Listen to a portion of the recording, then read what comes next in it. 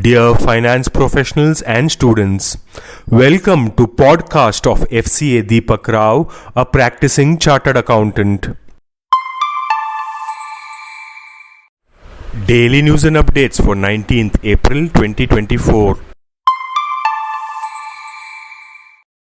State-run oil companies made a combined capital spending of Rs 1,28,000 crore in 2023-24.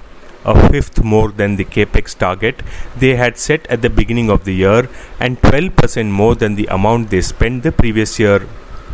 ONGC, IndianOil, BPCL, HPCL, GAIL and Oil India all exceeded their initial annual capex target for 2023-24.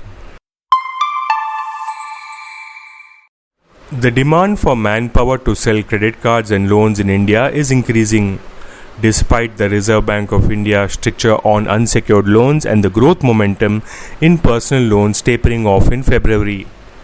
Frontline sales jobs from BFSI companies are 14 to 20% higher this month compared to a year earlier, with industry executives predicting that about 25,000 to 30,000 frontline sales personnel will be hired in the April to June quarter to cater to the rising demand in retail and unsecured loan categories.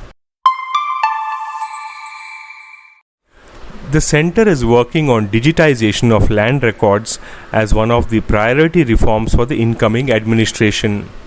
The government may allocate Rs 1,035 crore for the proposed plan that seeks to complete the digitization of all land records by the end of 2026, helping streamline the land acquisition process and speed up projects. The Godrej family has begun the formal division of the conglomerate established more than a century ago by exiting the boards of each other's companies and will soon divest stakes in them. The amicable separation is between two branches of the founding family, with Adi Godrej and brother Nadir Godrej on one side and their cousins Jamshid Godrej and Smita Godrej Krishna on the other. The latter two are brother and sister.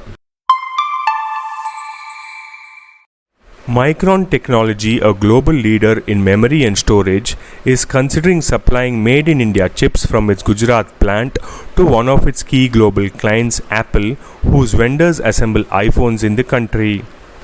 Micron is setting up an assembly, test, marking and packaging plant in Sanand, Gujarat.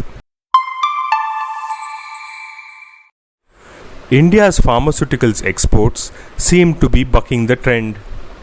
Just when the geopolitical tensions and global demand slump have led to a contraction in overall goods exports, pharma exports jumped 9.6% to touch $27.8 billion in financial year 24. This is the highest exports growth for the pharma sector in the past 3 years.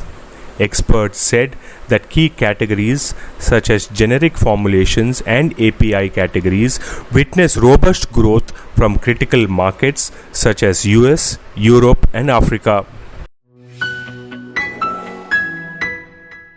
This podcast is sponsored by Sound of CA. We share because we care. Vande Mataram, Jai Hind.